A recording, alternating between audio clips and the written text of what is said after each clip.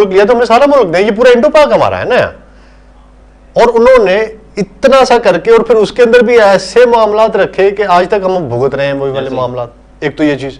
دوسری, دنیا کی سب سے بڑی یہ جو پارٹیشن جب ہوئی تو دنیا کی سب سے بڑی وہ جو ہجرت ہے جو وہ اس پرٹیکولر 47 کے اندر ہوئی, اور اس کے نتیجے میں جو مارا ماری ہوئی, جو خون بہا, وہ بھی دنیا میں سب سے زیادہ شاید اس لیول پہ جو ہے وہ مائگریشن کے بعد اور مائگریشن کے نتیجے میں جو خون بہا ہوا ہے وہ اس سے پہلے دنیا میں آپ کو اس کی کوئی نظیر نہیں ملتی ہے آپ کو.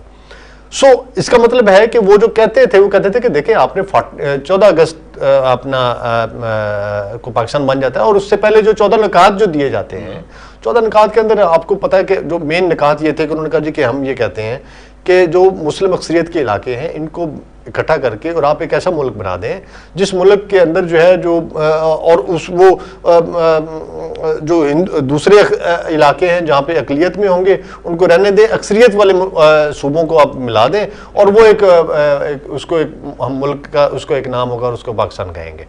اچھا, ان کا کوشچن یہ تھا کہ جناب اگر آپ ایگریگیٹ نکالیں مسلمانوں کا تو جو اقلیت والے علاقے ہیں اس کا ایگریگیٹ میں زیادہ ہیں.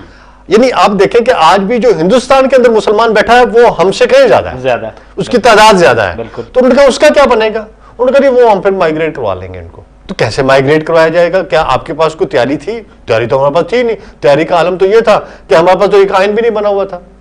یعنی ہم نے اسی 35 کے ایکٹ کو اٹھا کے اس کے اندر اسلامی ترامیم کی اور ہم نے اقتدار اعلیٰ کا تصور ڈال کے اور ہم نے اس کو لا کے یہاں پہ نافذ کر دیا. اور پھر آپ دیکھیں کہ 1935 کے ایکٹ کے تحت ہوا کیا, 1947 سے 56 تک آپ کی 9 صوبائی حکومتیں ٹوٹی ہیں, ٹھیک ہے نا. کبیر دولتانے کی ٹوٹی ہے, اس کے بعد ممدوڈ کی ٹوٹی ہے, آپ مطلب کہ بار بار اسمبلیاں ٹوٹی ہیں. سو آپ یہ دیکھیں, اور پاکستان کی پہلی صوبائی حکومت کس نے توڑی, وہ تو خیر ہم اس کی طرف ڈیٹیل میں جائیں گے ہی نہیں وہ, لیکن بات یہ ہے کہ چیزیں اختلافات سٹارٹ سے ہی شروع ہو گئے تھے. چیزیں اتنی آسان نہیں تھی جتنا آپ نے 47 میں ملک بنا لیا, آپ کے پاس آئین نہیں ہے, آئین آپ کا 56 میں بن رہا ہے, اور جو آئین بن بھی رہا ہے اس آئین کے اندر بھی آپ اسلامی جمہوریہ نہیں, آپ نے عوامی جمہوریہ اس کو کہا, ٹھیک ہے. پھر 62 میں آگے آپ کو یاد ہے نہیں ہم سے تو غلطی ہو گئی تھی, ہم نے تو اسلامی جمہوریہ کہنا تھا. تو آپ نے اب کی تیاری اور پریپریشن کیا تھی؟ اگر ہم کہہ دیں کہ مان لیں کہ واقعی پاکستان کا مطلب کہ لا الہ الا اللہ اور وہ یہی نعرہ تھا جس کی وجہ سے پاکستان بنا تھا, تو پھر مجھے بتائیں کہ آپ نے جی این منڈل کو, جوگندر ناتھ منڈل کو وزیر قانون کیوں بنا دیا, اور اس کو وزیر محنت بھی بنا دیا آپ نے, 2 وزارتیں اس کو اٹھا کے دے دی. آپ نے ایک غیر مسلم قادیانی کو, سر ظفر اللہ کو آپ نے فارن منسٹر بنا دیا, اور وہ جانا تھا انہوں نے جو ہے وہ کس طرف, رشیا کی طرف, پہنچ وہ امریکہ گئے. آج تک ہم امریکہ کی گود میں بیٹھے ہوئے ہیں. سو یہ کس نے گند کیا ہے, یہ کن کے لیول پہ جو ہے یہ معاملات ہوئے ہیں. سو الٹیمیٹلی اگر یہ سیکولر ملک ہی ہوتا تو پھر غیر مسلموں کو اتنے بڑے بڑے عہدے دینے کی کیا ضرورت تھی؟ آپ دیکھیں کہ ایسے ایسے بیوروکریسی کے اندر عہدے نوازے گئے ہیں ان کو اس زمانے میں کہ جس کی کوئی مثال ہی نہیں ملتی.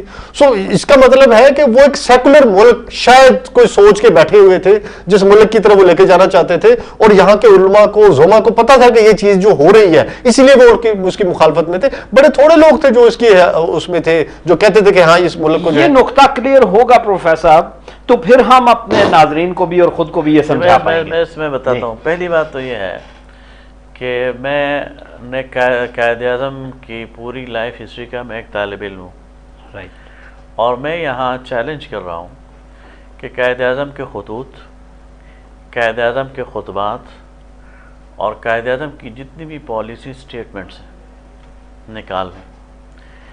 کسی ایک جگہ بھی انہوں نے پاکستان کے لیے سیکولر اسٹیٹ کا لفظ استعمال نہیں کیا, لفظ ٹرم سیکولر استعمال نہیں کیا.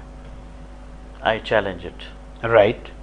دوسری بات یہ لیکن جو ریاست کی خد و خال, دوسری بات انہوں نے 11 اگست کی جو ان کی کانسٹیٹیوشنل اسمبلی میں تقریر ہے ایز اے فرسٹ پریزیڈنٹ, اس کا حوالہ دیا. اس میں قائد اعظم نے جو بات کی وہ پاکستان کو سیکولر اسٹیٹ بنانے کی بات نہیں کی, بلکہ انہوں نے فرمایا you are free to go to your temples, you are free to go to your mosques, you are free to go to your church. اور انہوں نے پاکستان کے اندر مذہبی آزادی کا ایک تصور دیا جو عین اسلامی ہے,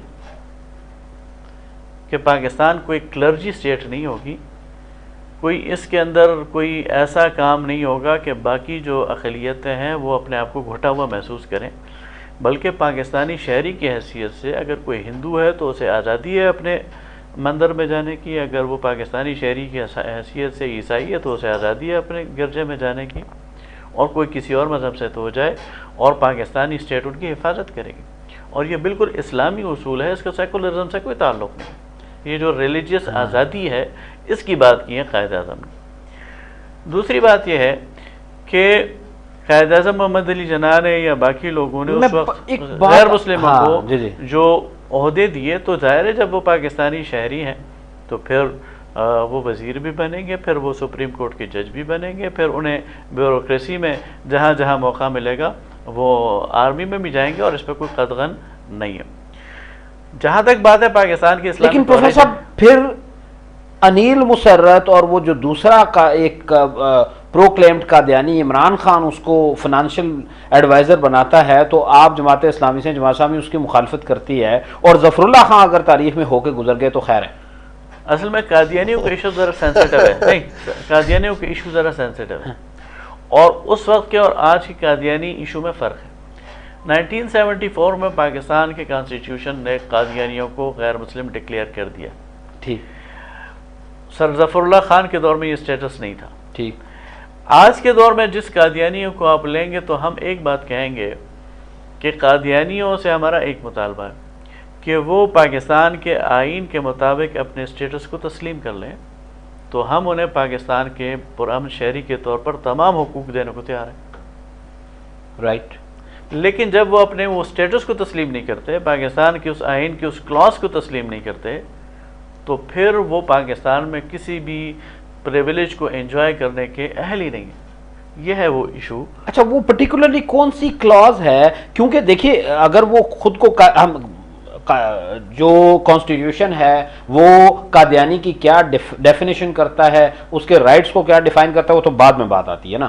پہلے وہ اس کو قادیانی ڈکلیئر کرتے ہیں. ایسا ہی ہے. تو کیا قادیانی خود کو قادیانی نہیں مانتے؟ نہیں، اس میں قادیانیوں کو as a naan Muslim declare کیا گیا. اچھا. وہ اپنے آپ کو نان مسلم مان لیں اور ایک الگ آئیڈینٹی بنا لیں کہ ہمارا الگ مذہب ہے. نہیں، نان مسلم مان لیں یا قادیانی مان لیں؟ نان مسلم. تو کانسٹیٹیوشن کو نان مسلم ڈکلیئر کرتا ہے یا قادیانی ڈکلیئر کرتا ہے؟ نان مسلم. اچھا، نان مسلم مان لیں. نان مسلم کے بعد وہ اپنے لیے اپنی آئیڈینٹی قادیانی بناتے ہیں، احمدی بناتے ہیں، یا کوئی اور بناتے ہیں، ہمیں کوئی اعتراض نہیں. اور پھر ایز اے مائنورٹی ہم ان کو وہ تمام حقوق دینے کو تیار ہیں جو پاکستان میں مائنورٹیز کے ہیں. لیکن اگر وہ کہیں کہ ہم مسلمان ہیں اور ہم پاکستان کے آئین کی اس شک کو نہیں مانتے، تو پھر تو پاکستان کے آئین کی روح سے وہ پاکستان میں کسی بھی پریویلیج کو انجوائے کرنے